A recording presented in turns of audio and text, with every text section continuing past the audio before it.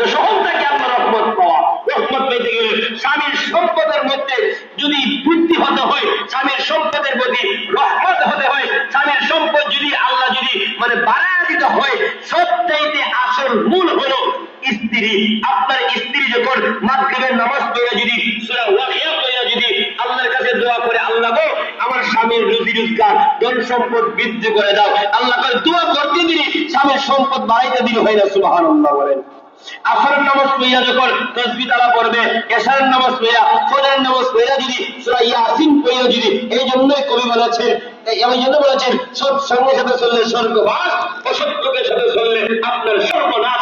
আপনি যদি ভালো একটা স্ত্রী বিয়া করতে পারেন, ধার্মিক এবং পর্দাশীল আমলিওয়ালা কুরআন পড়লিওয়ালা একটা মেয়েকে যদি বিয়া করতে পারেন, ওই মেয়েটা আপনি যেমন রুজির তালাশে, আর ওই মেয়েটা ঘরের মধ্যে বৈশা বৈশা আল্লাহ আল্লাহ জিকির করবে, তাসবিহ তাহলিল করবে, কোরআন শরীফ পড়বে, ওয়াজিফা করবে, আপনার নামাজ রোজা করবে, এই যে আল্লাহর কাছে দোয়া করবে, ও আল্লাহ আমার স্বামী গেছে আপনার রুজি রোজগারে, বিপদ থেকে উদ্ধার করো, রুজির মধ্যে বরকত দাও।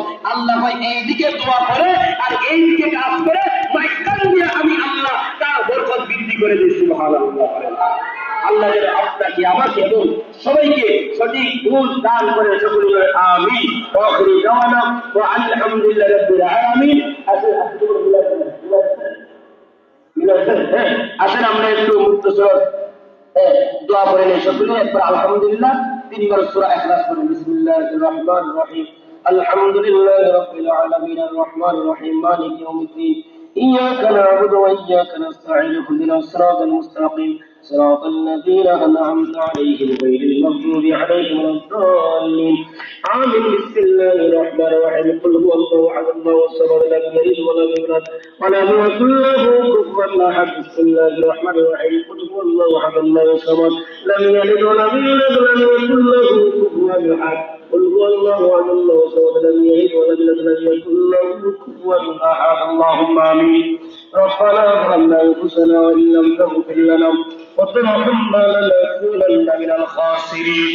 আল্লাহ পাক রব্বুল আলামিন মাবুদ তোমার কুদরতি নজরে তাকায়া দেখো আল্লাহ, পবিত্র রজবের মাসে আল্লাহ স্বামী আর স্ত্রীর মহব্বতের আলোচনা হয়েছে রে মুনি। আল্লাহ আমার মা এবং আমার বাবা ভাইদেরকে আল্লাহ তুমি কবুল আর মঞ্জুর করে দাও। স্বামী আর স্ত্রী একজন আরেকজনের প্রতি মহব্বত পয়দা করে দাও, একজন আরেকজনের হক যেন আদায় করতে পারে তৌফিক করে দাও।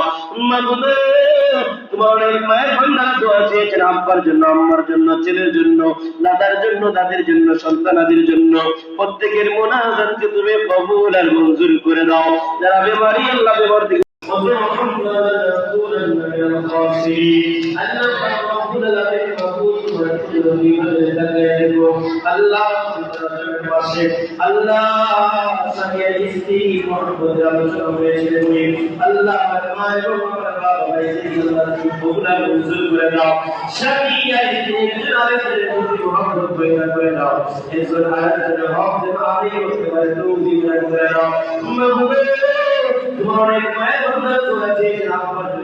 আল্লাহ ছেলের জন্য, দাদার জন্য, দাদির জন্য, সন্তানদের জন্য প্রত্যেকের মুনাজাতকে তুমি কবুল আর মঞ্জুর করে দাও।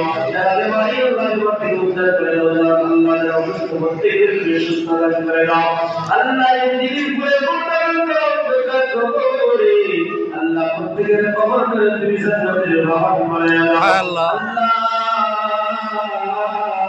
বিশেষ করে জনাব শাফি মাহমুদ ভাই থেকে শুরু করে ওনার পরিবারের বন্ধু সহ এই মিরপুরে যত মানুষ দিনের বাড়িতে আছে আল্লাহ প্রত্যেকটা বিদেশি ভাই বাবার কবরের মধ্যে খাস রহমত নাযিল করে দাও। আল্লাহ আল্লাহ তোমার স্কলারশিপের মাসলাটা পড়াটা দেওয়া দিন মুসুল থেকে শুরু করে আল্লাহ তোমার ভাই বান্দা পাগল সব সবাই দোয়া চায় আমার কাছে। আল্লাহ তোমার মায়ের বান্দা থেকে শুরু করে সবাইকে তুমি কবুল আর মঞ্জুর করে দাও। আল্লাহ প্রত্যেকটা সবাইকে মধ্যে খাস রহমত নাযিল করে দাও। রব্বি রহমুকা কামা রাব্বায়ানি সগীরা। আমিন। লা ইলাহা ইল্লাল্লাহু মুহাম্মাদুর রাসূলুল্লাহ।